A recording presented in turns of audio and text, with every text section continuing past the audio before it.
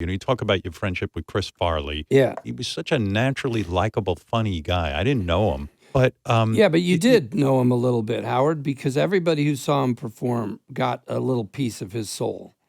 I mean, yeah, that was the thing about Chris that was very special and undeniable, and made his potential even so much greater than anything he'd done that we got to see or that we can see on tape. I mean, he could have done drama and done a really beautiful job with some parts as time went by if he'd stayed alive, and I know he would have.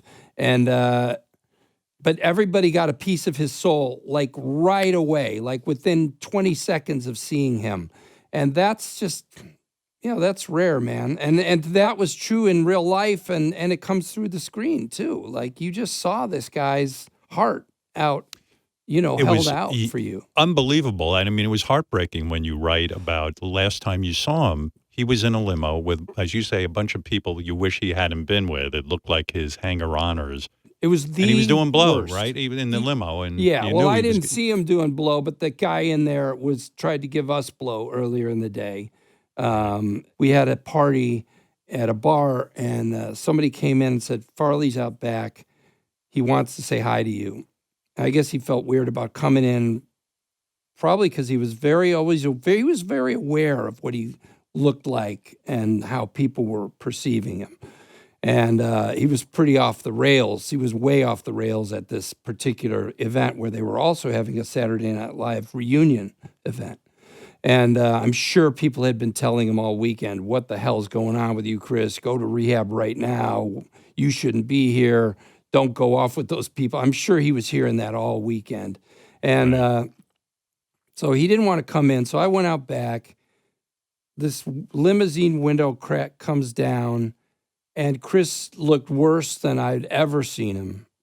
And we just had a nice chat, and he was out of it a bit. And the worst thing about it all, Howard, was my dad was an alcoholic, and I was around and came to understand alcoholism because of that, even as a teenager. And that feeling of inevitability that I write about was the worst part of it all, because you love this guy, and everybody loved him. I'm not special in that way. And that horrible feeling of like, this goddamn story is just going to play out in the corniest fucking way that even Chris could have told you. Even Chris would have told you, this is what I'm going to do.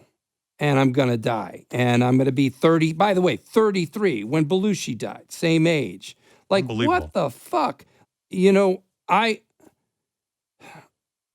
think you see a lot of people talk about Chris. I imagine younger people who hear all these stories about Chris wonder, what was this guy like? I mean, he was a silly, funny performer, but I guess I feel like if you watch him, you have to see what we're talking about. All the people who knew him, you have to see that piece of his heart that he brought to everything. Yeah, you always were critical of that sketch, the famous sketch with Patrick Swayze, where Chris gets up and uses his belly and his body, and the joke basically is he's fat. That Chippendales sketch is kind of unique. Chris didn't feel like he was on sure footing at SNL yet. That was the first big sort of present moment for him. So if it hadn't been the first one, that might have made it a little less egregious to me, but it was. Maybe it's just me watching it, but I've always felt like that moment where he pulls his shirt off, there's almost a hesitation I see in his eyes, and even the smile or the kind of expression on his face, I just get a queasy feeling that he knows a good chunk of this reaction is because of my body shape, and he's loving the laugh. He's loving the reaction that he knows he's going to get because he got it anytime he did that or anything like it. But he's feeling like Chris would walk around saying, I'm going to use words you're not supposed to use. I'm a retard. And fatty fall down, he would say all the time. He would fall down and say, fatty fall down. And things like he would refer to himself with derogatory terms. And so just that moment, I just hated that moment. I still do.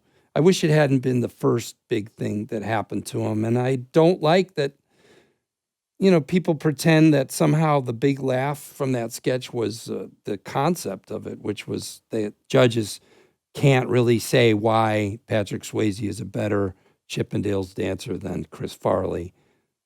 I get it that's the joke, but there are people, the audience is responding to his physical in your presence. mind, it's a cheap laugh, and also it told Chris exactly what he shouldn't be hearing, which is that's why you're funny, because you're stupid and big, and right.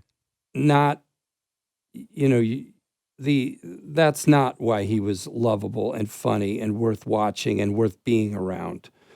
And it just sent that message. It was a bad exchange, and I've always felt bad about it. I've always felt like it was not the right thing.